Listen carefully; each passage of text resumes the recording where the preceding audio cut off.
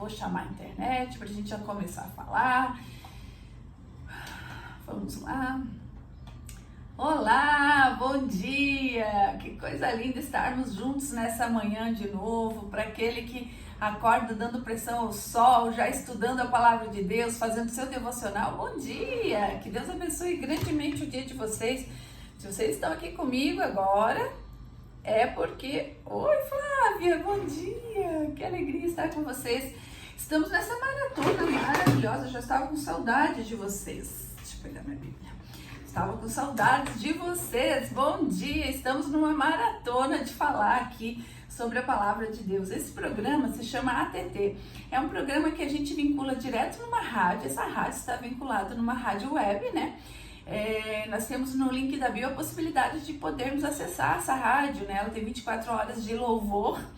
24 horas de louvor e depois, né, entramos com algumas programações. Das 7h30 até as 8h30 nós temos esse programa que se chama Vida com Deus. É um programa que traz um pouquinho da palavra de Deus. Estamos aqui numa exposição, né? Desde algum tempo já a gente está fazendo uma exposição da palavra de Deus.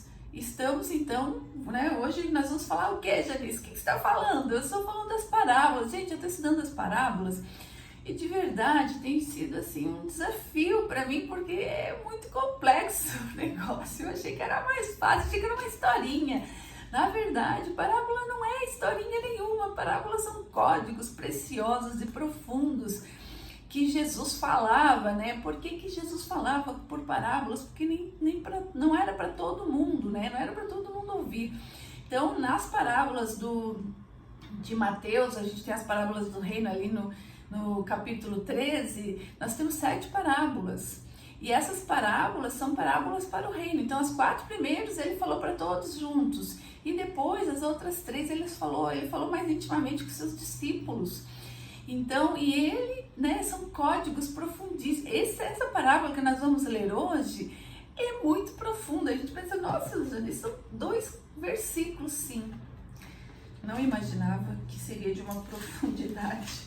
Vamos lá, vamos pegar primeiro a nossa Bíblia. Vamos aqui abrir em Mateus 13, que é onde temos as parábolas. Hoje a Sofia está de aniversário. E ela disse, mãe, terminei de ler Mateus hoje. Eu não sei como é que eu vou viver sem Mateus. Ela falou tão bonito de ouvir.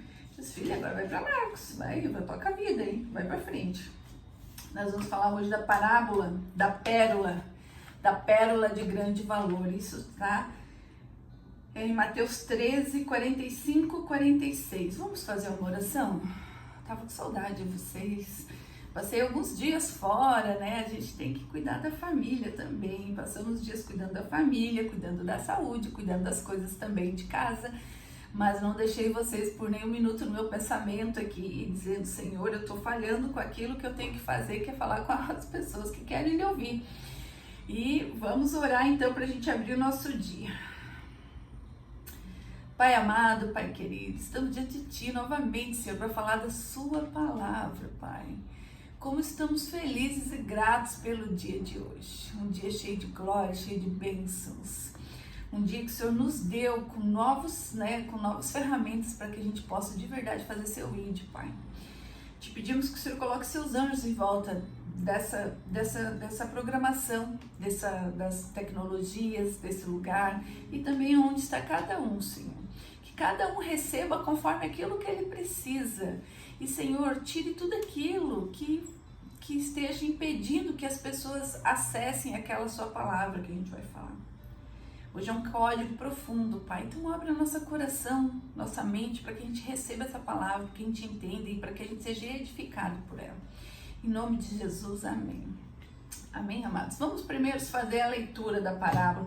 Não, primeiro deixa eu fazer vamos contextualizar aqui, porque faz tempo que eu não venho, então eu preciso trazer algumas coisas, né? Então vamos entender, né? Nós estamos na 6ª parábola de Mateus 13, nós já lemos 6, hoje é 6ª, né? Vamos ler a 6ª hoje. Então são 7 parábolas no total, né? De ensino de Jesus que mostram diferentes aspectos do reino de Deus.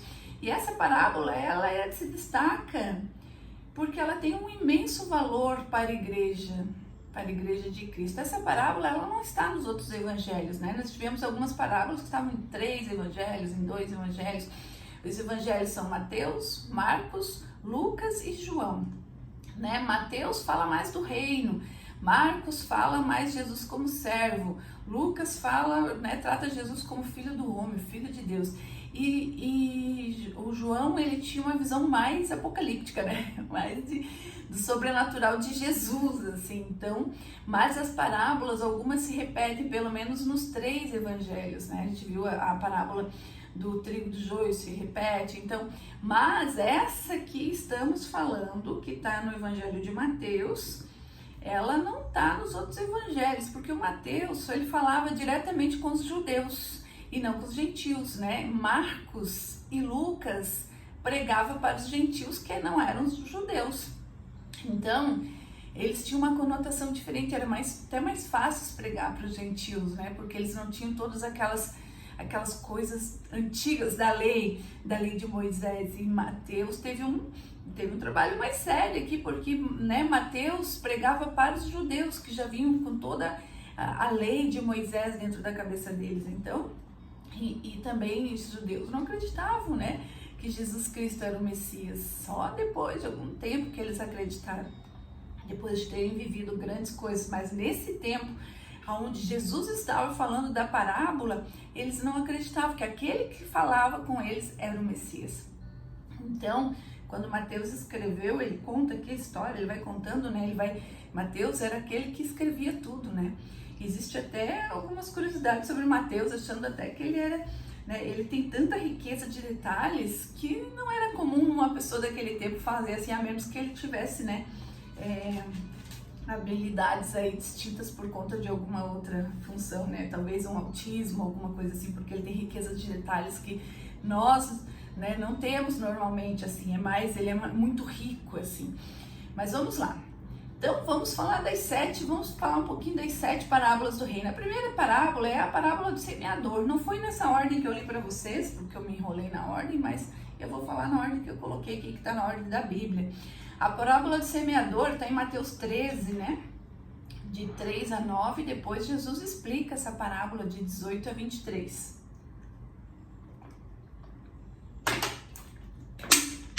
A garganta não está mais acostumada, viu? Essa parábola do semeador, ela fala, né, que o reino é espalhado por meio de palavra. Vamos explicar um pouquinho. Mas nem todos recebem, porque o coração das pessoas não está aberto. Então, sempre a palavra, ela é entregue, mas nem todo mundo é pela palavra. Lembra? Eu até comentei que eu não era uma pessoa aberta para a palavra. Então, a gente tem que entender que nem todas as pessoas que a gente ama, que a gente tem na nossa frente, ela vai estar com o coração aberto. Qual é a nossa função? Orar. Vamos orar para essas pessoas, para que Deus, né, abra esse coração, para que receba a palavra, ou então que ele escute uma outra pessoa, que às vezes ele não escuta é a gente, né? Então, muitas pessoas me falavam da palavra de Deus, mas meus ouvidos eram fechados para essa palavra. Então, a gente, né, nessa palavra do semeador, fala que os diferentes tipos de solo, né, a gente falou do solo rochoso, solo com espinhos, solo profundo, né, solo com terra fértil, e mesmo se o coração seja um solo de terra fértil, uns corações, né, eles produzem a 30, a 20 por 1, a 100 por 1. Então também as pessoas, mesmo que estejam abertas para receber a palavra de Deus, nem todas produzem do mesmo jeito, que cada um tem uma velocidade. A gente tem que entender e respeitar isso. Então essa foi a primeira parábola do semeador. Depois a gente falou da parábola do joio e do trigo, falando que o reino nasce no meio do mundo, né? E que nós temos nesse mundo que estamos hoje, nós estamos nesse mundo, mas não fazemos parte desse mundo. Então nesse mundo tem o bem e o mal. O mal coexiste, né? E vai existir até o juízo final. Então, no fim dos tempos, Deus separará aquele que pertence ao seu reino e aquele que não se pertence. Então, ele falou que no meio, né? Mateus fala dessa parábola. Essa parábola está nos 3 evangelhos de Marcos, de Lucas e de Mateus. Fala, né, que nós somos o trigo que estamos no meio do joio, né? Então, às vezes a gente está no meio de muito joio. Às vezes é um trigo no meio de muito joio. E às vezes as pessoas acham que são trigo e nem são. Então, aqui está falando da parábola, né, explicando que estamos no meio, né, disso tudo. Depois nós temos a parábola do grão de mostarda, né, que em Mateus 13:31. O reino começa pequeno, como grão de mostarda, né, mas quando você coloca na terra, que ele cresce, ele fica tão grande que ele pode dar sombra para as pessoas, né, sombra, né, a árvore de mostarda, na verdade é um arbusto, ele é capaz até de recolher aqueles que ainda não são, né, que ainda não fazem sombra, que não estão trabalhando. Então está mostrando a parábola do grão de mostarda. Ela fala de um início discreto, né, do reino de Deus, mas que ele alcança grandes proporções.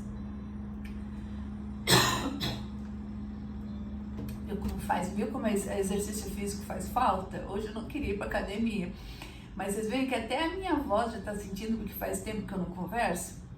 Então a gente precisa, eu até tenho um negócio de fazer atividade física com a garganta aqui, que tem que soprar um caninho, porque eu já estou sentindo a minha voz. Por quê? Porque eu não estou mais habituada, faz o quê? 2 semanas quase que eu não converso com vocês. Depois, nós temos a parábola do fermento, né, da massa levedada. O reino de Deus tem um impacto invisível, mas poderoso, transformando tudo ao seu redor. E aqui, na verdade, diferente do grão da mostarda, essa parábola do fermento, ela vem de dentro para fora, né? Se planta uma sementinha dentro da gente, a gente, né, fica mudado de tal forma que a gente começa a acessar outras pessoas, né? Então, assim como o fermento leveda toda a massa, o reino transforma vidas de dentro para fora. Primeiro começa comigo, depois com a minha família, com o meu ciclo mais íntimo, depois com a sociedade onde eu estou. Depois nós falamos da parábola do tesouro escondido, né? O reino tem um valor incalculável e vale a pena abrir mão de tudo para possuí-lo. Quem encontra o reino verdadeiramente faz tudo para viver nele. Essa foi a última parábola que a gente leu. Hoje nós vamos falar então da parábola da pérola de grande valor, que nós não vamos conseguir falar dela só no dia de hoje. Nós vamos começar hoje, vamos terminar amanhã, de tanta coisa que tem para falar dessa parábola. E amanhã é quarta, na quinta-feira a gente vai falar da parábola da rede, acho eu. Então aí a gente fecha o ciclo das 7 parábolas do capítulo 13, né? Então vamos lá, hoje vamos falar da parábola de grande valor. Agora vamos ler, né, a parábola. Agora que a gente entendeu o que a gente está falando, a gente está falando no reino, na expansão do reino. Às vezes a expansão do reino começa tem que ser uma sementinha dentro de mim para que eu possa entender o que é o reino e multiplicar isso dentro de mim.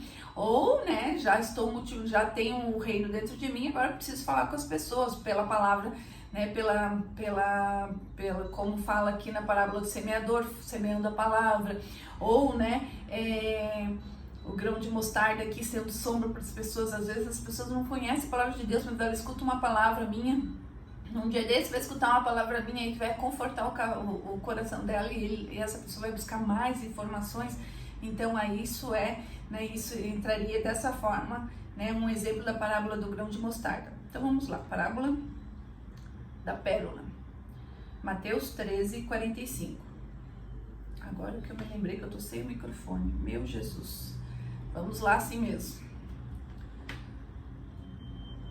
O reino dos céus é também semelhante a um que negocia e procura boas pérolas, e, tendo achado uma pérola de grande valor, vende tudo o que possui e a compra.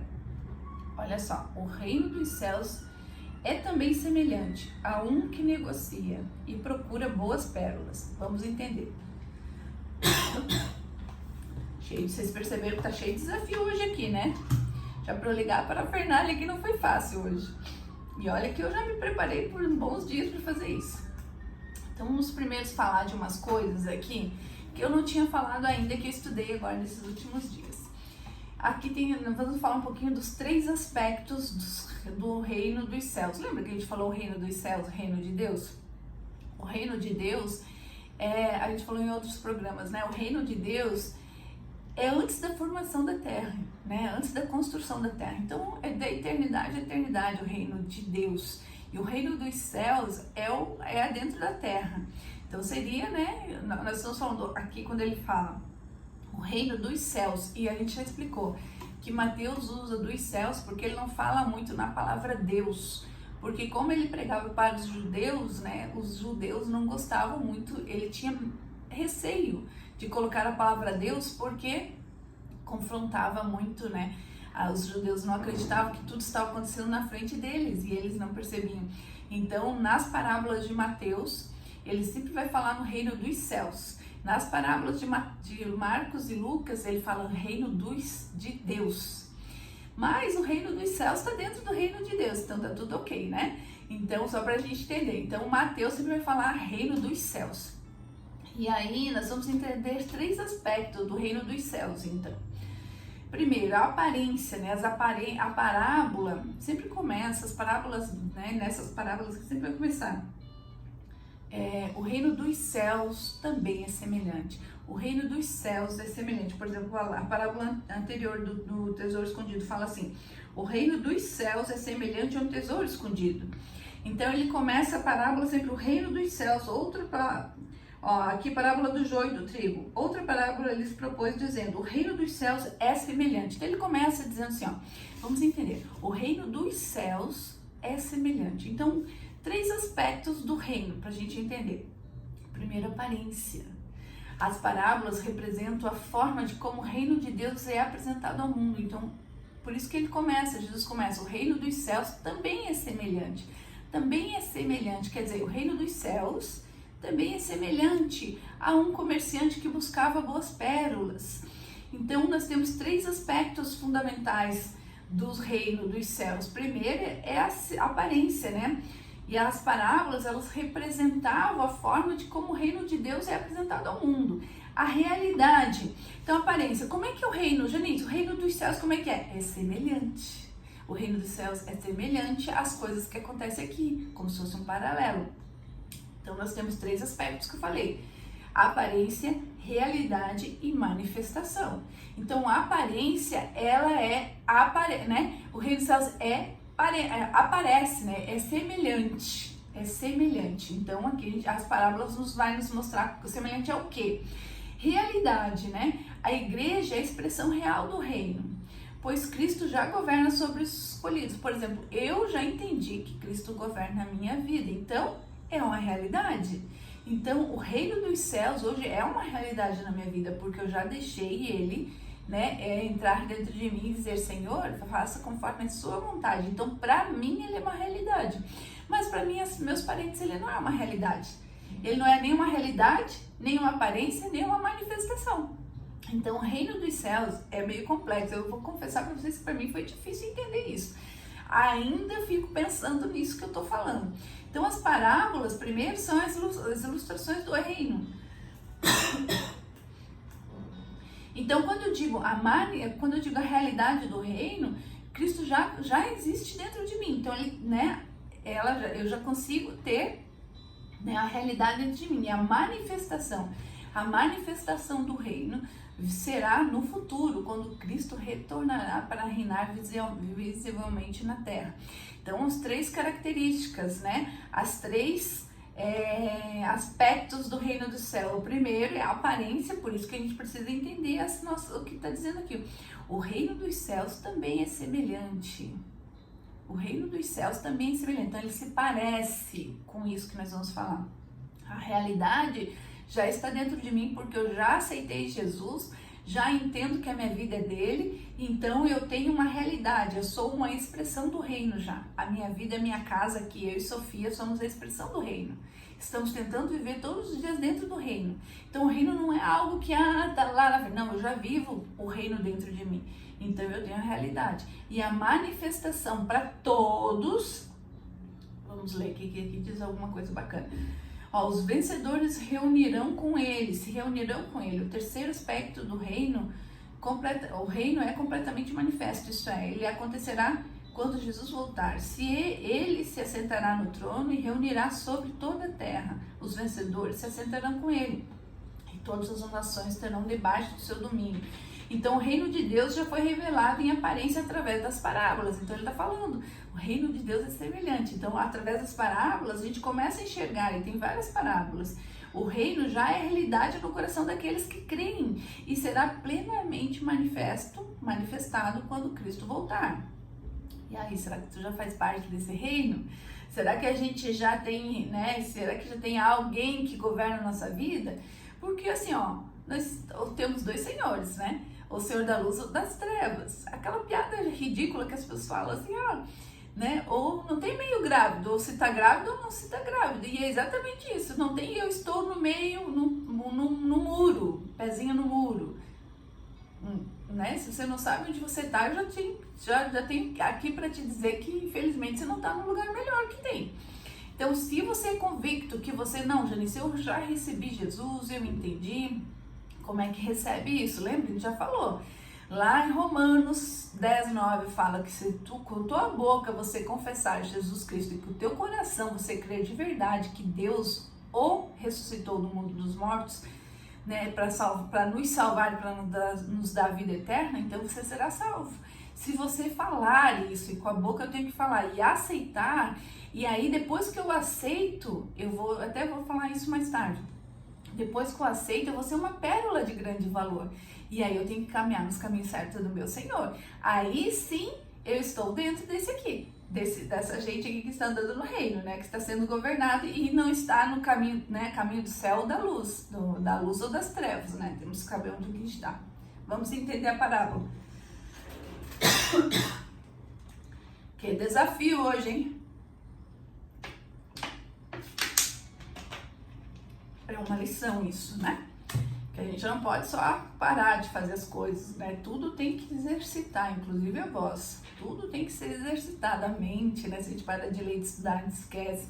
Falar, a gente para, né? Se a gente não fala muito, a gente quando vai falar, parece que as palavras não vêm na nossa boca, porque também esse exercício de falar é importante. E não só falar, minha garganta está reclamando. De verdade, tá me reclamando aqui que eu estou com a garganta irritada, tá bem irritada. E não estou com gripe nem nada, é justamente porque eu não exercitei. Vamos lá exercitar a nossa vida, né? Vamos entender, então. A parábola pode parecer simples, mas ela traz uma revelação bem profunda, e mais profunda do que eu imaginei. Nem sei se minha água vai dar, hein? Vamos entender as características. Então, quem é um negociante? Fala assim, o reino dos céus também é semelhante a um comerciante que busca boas pérolas. Quem é um comerciante? Quem é um negociante? É Cristo. Eu não imaginava. Olha como a gente, né, quem é novo na fé é tolo, né? Então, eu achei que era eu, não. Na verdade, é Cristo, né? O reino dos céus também é semelhante a um comerciante que buscava boas pérolas. Quem são pérolas? Somos nós, sou eu e você. Depois que a gente se transforma numa pérola, vamos entender. Assim como na parábola do tesouro escondido, aqui o negociante representa Cristo. Ele está à procura de boas pérolas e encontra uma pérola de grande valor. O que ele faz? Ele vende tudo para comprar. Então, Cristo é o negociante. A pérola de grande valor é a igreja, sou eu e você. Assim como o homem vendeu tudo para adquirir o tesouro escondido, Cristo entregou tudo para nos salvar. E quanto que vale essa pérola? Essa pérola de grande valor, né? Encontrando uma pérola de grande valor, vendeu tudo que tinha. E o que que é? Com o que diz que a gente foi comprado, né? A Bíblia nos diz que a gente não foi comprado nem por ouro, nem com prata. Não é isso que diz lá na Bíblia? Aqui na Bíblia, né? E também a gente não foi comprado com coisas perecíveis ou coisas que perecem. Nós fomos comprados pelo sangue do Cordeiro. E encontrando uma pérola de grande valor, vendeu tudo que tinha. Tudo que tinha. Será que tem algo mais sério do que o sangue de um filho?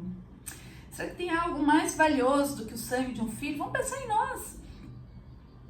Existe algo mais vital para o nosso filho do que o sangue dele? Nós fomos comprados pelo sangue do Filho.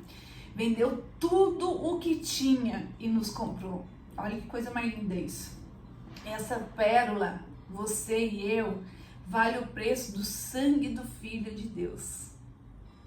Olha que coisa linda. Nós fomos comprados com a coisa que não perece, ou seja, com, né, nós fomos comprados com aquilo que existe mais valor. Muitas pessoas não conseguem, né, dimensionar. Eu não conseguia dimensionar isso, né?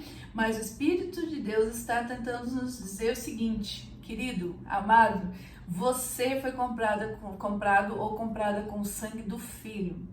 Então, coloca, né, valor a isso, dá valor a isso. Olha quem você é. Às vezes as pessoas se menosprezam, acham, não, mas quem tem valor para Deus é o pastor, é o diácono. Não, gente, se tivesse só você, ainda assim aconteceria.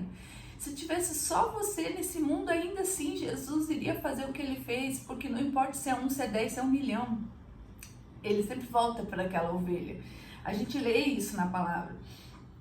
1 Pedro 1, 18 e 19 diz assim: sabendo que não foi com coisas corruptíveis, como prata ou ouro, que fostes resgatados da vossa vã maneira de viver, que por tradição recebestes do vosso Pai, mas com o precioso sangue de Cristo, como de um cordeiro imaculado e incontaminado, né? Ele está dizendo aqui que a gente não foi comprado com coisas corruptíveis, né? O ouro e a prata sempre vai ser corruptível, né? Sempre vai ser fácil de corromper alguém com ouro, com prata, com essas coisas, né? E a gente foi resgatados da nossa vã maneira de viver, que a gente foi ensinado pela tradição dos nossos pais. Aqui está dizendo, nós fomos comprados pelo sangue do Filho de Deus. E é isso que está dizendo essa parábola. Olha que lindo isso. Então, amados, você tem um valor imensurável para Deus. A gente não foi comprado com qualquer coisa, a gente foi comprado com o sangue do nosso Senhor Jesus.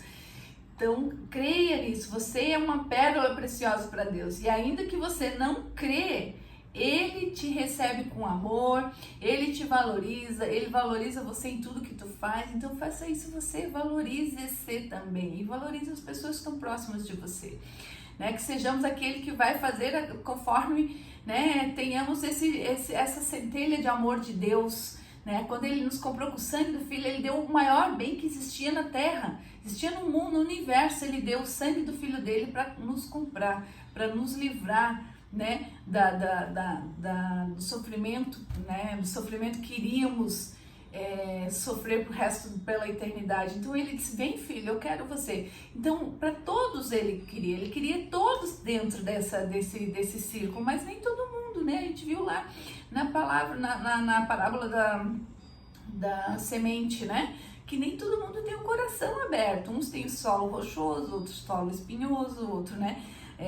Outro caiu fora do caminho. Então, assim, nem todos estão prontos para receber essa palavra e para entender. E aí, quando a gente recebe, a gente tem que, né? Se você vai praticar um esporte, você quer se dar bem nesse esporte, você tem que, né, ir ao encontro daquelas pessoas que fazem a mesma coisa, que fazem esse esporte.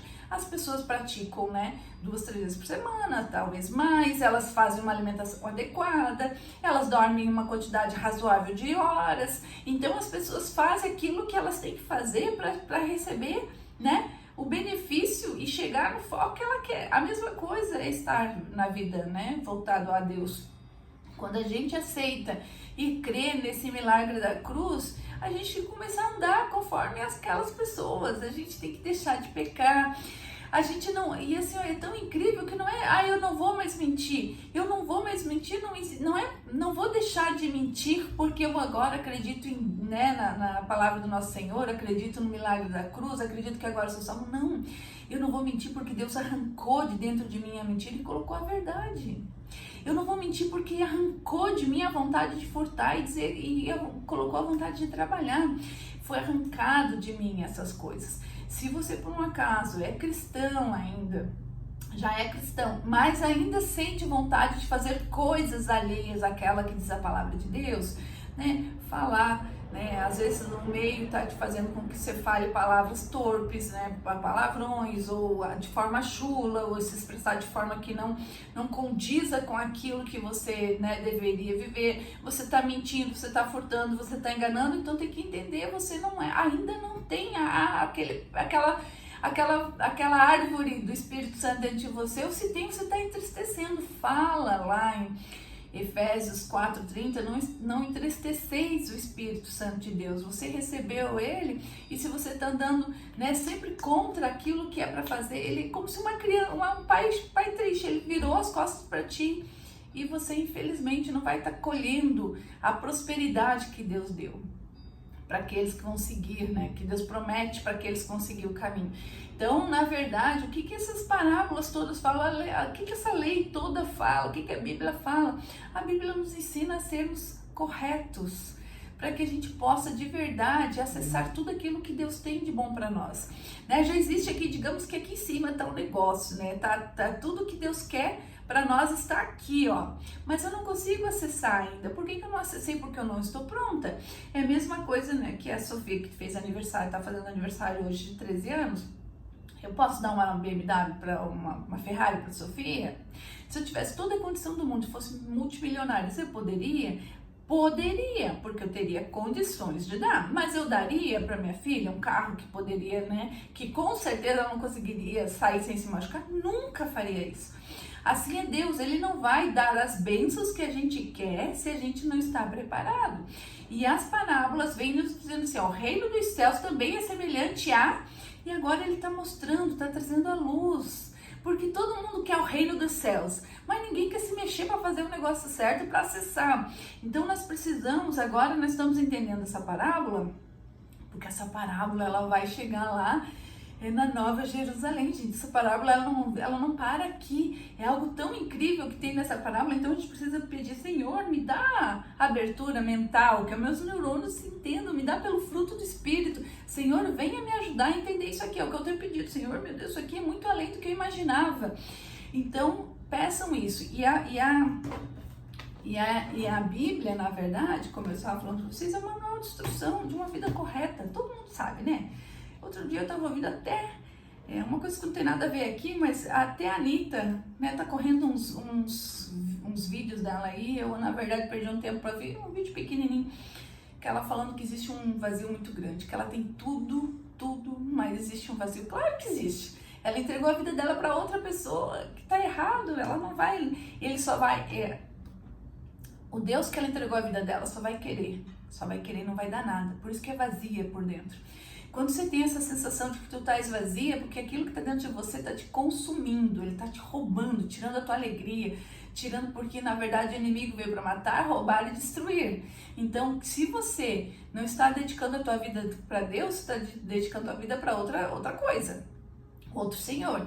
E esse Senhor que você está dedicando, ele só vai te sugando. E ela falou, minha vida é vazia, e eu tenho tudo, e ainda não sou feliz. É claro, não vai ser nunca, até porque ela está fazendo umas coisas muito além do que a gente possa imaginar, né?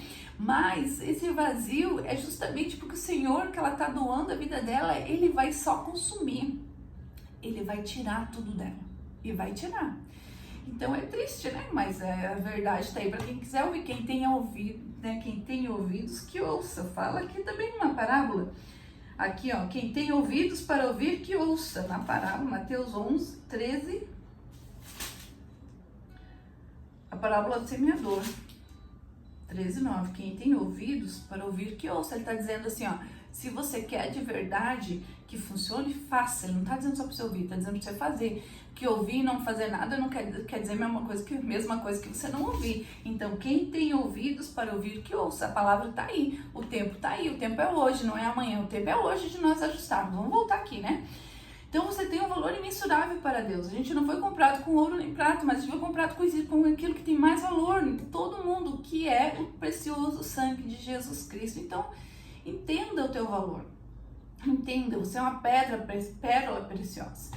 Vamos entender um pouquinho, né, sobre a parábola mesmo, né, o conceito da pérola. Não sei se vocês já ouviram falar como que funciona a criação de uma pérola, né? A ostra, né?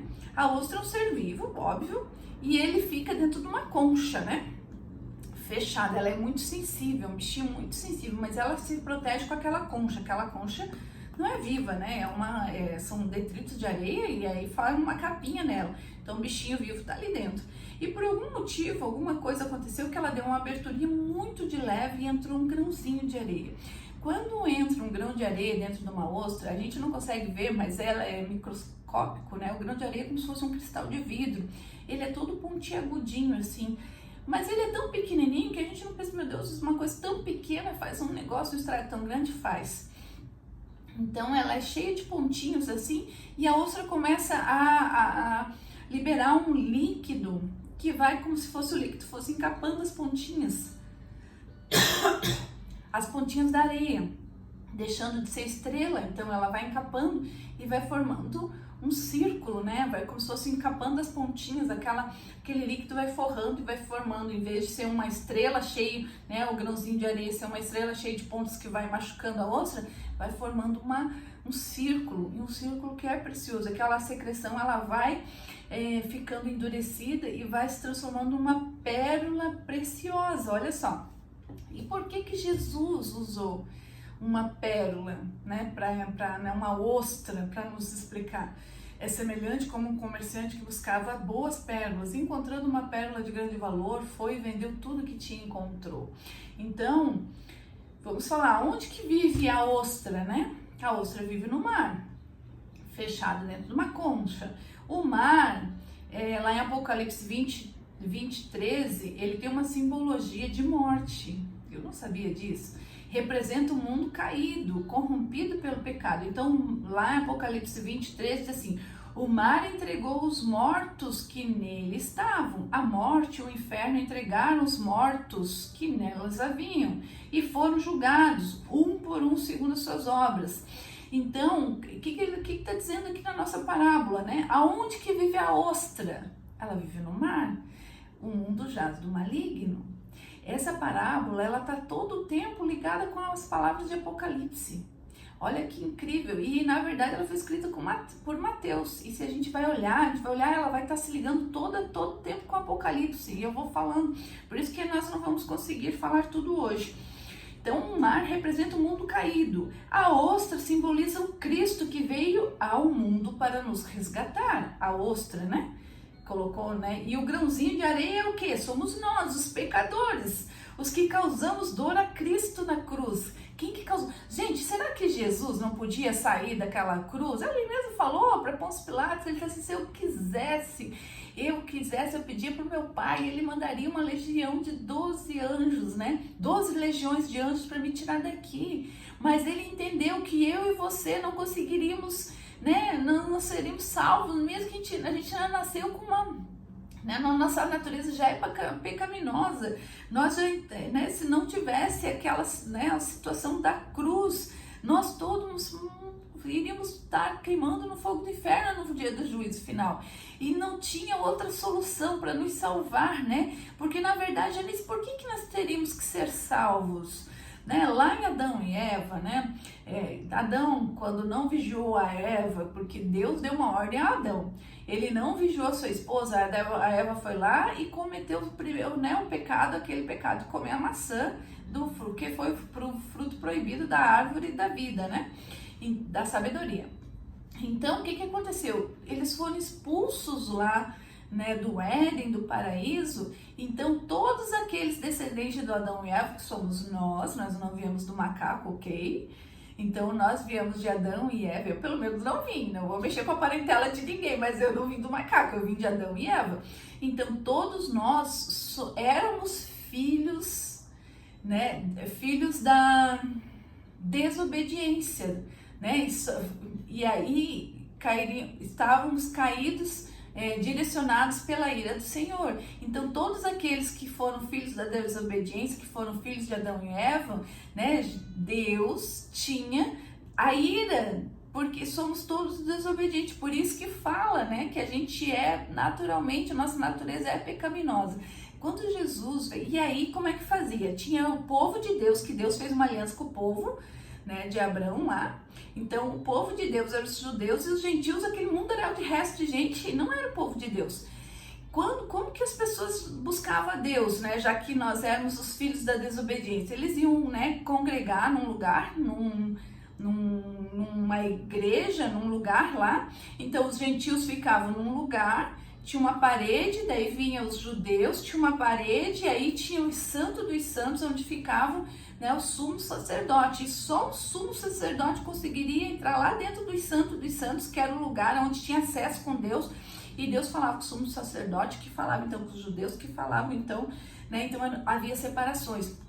Quando Jesus veio, né, e aí passou pela cruz, né, que então lavou, né, nos redimiu, nos lavou com o seu sangue dos nossos pecados, aquele véu se rompeu, foi isso que aconteceu, né? E as paredes todas se quebraram, inclusive daquele lugar, porque agora eu não precisava mais o sumo sacerdote falar com Deus lá no Santo dos Santos, agora eu e você podemos falar com Deus, somos todos igreja, eu e você que, né, conhecemos a palavra de Deus, temos livre acesso pelo Filho ao nosso Pai, que é Deus. É mesmo, mas só que você pensa assim, meu Deus, mas Deus é o rei de tudo, é o grande poderoso. Pois é, olha a bondade do nosso Senhor. Ele faz com que a gente tenha os acessos, a gente tem acesso toda hora. Você pode estar conversando com Deus, Pai querido, me ajuda, Pai querido. Por quê? Porque eu aceitei e fui redimido dos meus pecados, e agora eu não sou mais filho da desobediência, eu sou filho de Deus.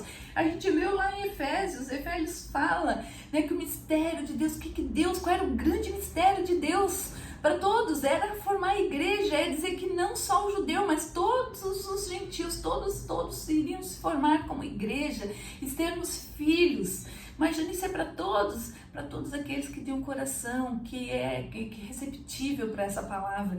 E aí, para eu poder andar, né, dentro desse universo, eu tenho que andar segundo o caminho do nosso Senhor. Então, quem é o grão de areia? Ele representa nós, os pecadores que causamos dor na cruz ao nosso Senhor. Lá em Isaías 53:5 diz assim: mas ele foi transpassado pelas nossas transgressões e moído pelas nossas iniquidades, nossos pecados. O castigo que nos traz a paz estava sobre ele, e pelas suas feridas nós fomos sarados. Deus pagou o preço, quitaram a dívida. Então pensa, não fica vocês se martirizando. Vamos continuar entendendo. Então o mar representa o mar caído, corrompido pelo pecado, que é o mundo. O mar, onde está a ostra. A ostra simboliza Cristo, que veio para nos resgatar. Nós somos o grão de areia. O grão de areia é aquele que tinha natureza pecaminosa. E a secreção da ostra significa o sangue. Ui, minha arrepia inteira. Significa o sangue de Jesus que nos cobre e transforma pecadores em pérolas preciosas. Você crê que você é uma pérola preciosa? Ou que você está se transformando? Cada vez que você lê algo, um pedacinho da Bíblia, cada vez que você recebe a palavra de Deus no teu coração, você está se edificando como pérola preciosa. E Deus te ama do jeito que você é. Não espera você ser, não, deixa eu parar de pecar para depois eu receber Jesus. Não, é o contrário. Você recebe Jesus, você recebe Deus, né, na tua vida, e aí você vai se limpando, vai se purificando. Meu Deus, olha a hora. Então a ostra a ostra e a pérola, né? Ela significa o sacrifício de Deus. Jesus é a ostra da vida. Lá estava Jesus em sua concha. O que significa? Ele é Deus guardando, nos protegendo, mas no momento ele precisou abrir-se para quê? Para ser ferido. Nós somos o grão de areia. É nesse momento que o grão de areia entra, somos nós somos feridos, né? Nós ferimos Jesus Cristo com os nossos pecados, foram os nossos pecados que mataram Jesus. O sangue e a água. Quando o soldado, né? Isso aqui a gente está aprendendo juntos aqui. Quando o soldado romano, para ter certeza, Jesus estava lá crucificado, né? Quando o soldado romano, para ter certeza que Jesus estava morto, colocou a lança no seu lado, né, no lado da sua costela, a Bíblia diz que saiu sangue e água. João 19:34 diz: contudo, um dos soldados perfurou o lado de Jesus com uma lança e logo saiu sangue e água. Meu Deus, o que significa? Eu nunca nem tinha lido isso, nunca tinha percebido isso. O sangue purifica os nossos pecados e a água representa a palavra que nos dá vida. Rios de águas vivas. Vocês perceberam como é que a Bíblia é uma teia? Ela não tem uma palavra que saia desse livro que não tenha sentido.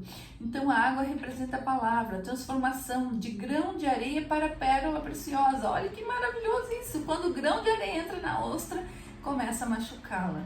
Mas a ostra libera secreção, que envolve o invasor até transformá-lo em uma pérola de grande valor. Antes nós não tínhamos valor nenhum. Nós éramos perdidos em nossas transgressões, no nosso jeito de viver errado, na nossa boca que a gente não tinha controle, nossos pensamentos pecaminosos, nossos desejos da carne, que todas as horas nós estávamos sempre direcionando a nossa vida aos desejos da carne, mas Cristo nos envolveu com sua graça, com seu amor, com seu perdão. Nós deixamos as nossas pontas que estavam feridas, quando eu disse, Senhor, eu quero você na minha vida, eu quero viver conforme a tua lei. Aquela secreção vai cobrindo as nossas pontas e vai nos edificando. Olha que coisa mais linda. Eu vejo isso acontecer na minha vida, é a coisa mais linda isso. Quanto mais a gente crê no sacrifício de Jesus, mais a nossa vida é transformada. Jesus é a ostra e ela vai gerar pérolas. E nem todo mundo, nem toda ostra gera pérolas, né? É isso, né? Nem toda ostra gera pérolas. A ostra precisa ser ferida, para gerar algo precioso. O nosso Cristo foi ferido para nos transformar. Amados, nós somos pérolas preciosas para Deus. Hoje a gente entendeu, nós estamos só num pedacinho, amanhã nós vamos completar. Hoje nós entendemos algo muito profundo, que a gente antes era um grão de areia, sem valor nenhum, mas Cristo nos envolveu com a sua graça. Ele veio e nos transformou em pérolas preciosas, e você tem sim valor para Deus, não importa o que, você não sabe o que eu fiz, não importa, eu não preciso saber. Jesus, Deus já sabe, Ele é onisciente, Ele já sabe antes de tu fazer, quando o desejo apareceu no teu coração, Ele já sabia. Então não importa o que aconteceu, o que fez, o que você fez, o que importa é você agora dizer, Senhor, eu quero a tua ajuda para melhorar a minha vida, faça isso. Cristo nos envolveu com a sua graça, nos transformou em pérolas preciosas. Ele nos viu quando ninguém mais via valor em nós. Ele viu valor quando ninguém mais via valor em nós. Ele nos amou quando nós estávamos perdidos, sozinhos, aflitos, às vezes sentado num paralelepípedo. Ele disse assim, filho, eu estou aqui. Quantas vezes você falou, Senhor, não aguento mais, eu estou aqui, te dando a mão, e você não dá a mão para Ele. Ele se entregou por nós, para que a gente fosse parte do seu reino. Jesus, a ostra da vida, foi ferida para nos dar um novo caminho, um propósito. Todos nós nascemos para cumprir um propósito. A gente não nasceu para descobrir um propósito. A gente já nasceu porque antes de nós nascermos, Deus já nos conhecia. A gente leu lá em Efésios. Antes de nascermos, Deus já sabia o que ia acontecer na nossa vida. Então a gente nasceu para cumprir nosso propósito. E quando a gente aceita Jesus, a gente ganha um presente que é um dom para servir ao reino dele, para alcançar mais pessoas. O meu dom, que eu vejo por enquanto, porque talvez daqui a pouco eu tenha outros dons aparecendo aí, mas hoje meu dom é conversar com vocês e eu não sei nada disso aqui, gente. Eu aprendo ontem para falar hoje. Tu vai se espantar com o que você vai ouvir amanhã, Flávia. Obrigada a você por me instigar a fazer isso. Tem gente que é uma mola propulsora na vida da gente, não é isso? Às vezes eu penso, não vou fazer, eu penso, a Flávia vai me escutar, eu vou fazer sim. Sempre tem alguém, né? E ela sabe pra caramba. O que nós vamos amanhã descobrir? Nós vamos descobrir amanhã a igreja como uma pérola preciosa. Nossa, a revelação de amanhã, vocês têm que estar comigo. Vocês não vão acreditar, porque eu também não acreditei. Isso aqui não é meu, tá? Eu fui procurar, eu fui estudar, eu estudei pra caramba aqui. Eu escutei várias vezes, vários vídeos, eu escutei, porque na minha cabeça não entrava esse negócio aqui. A igreja é como uma pérola preciosa. A gente vai falar amanhã sobre Nova Jerusalém. Nova Jerusalém. E como um pequeno grão de areia pode estar lá. E como é algo tão pequeno e insignificante como nós, como grão de areia, faz parte da vida santa de Deus, né? Como que isso acontece? A gente vai ver amanhã. É incrível porque é um paralelo com o Apocalipse. Eu fiquei de cara mesmo, não tem outra palavra para dizer. Então, amados, fiquem comigo, amanhã a gente volta, né?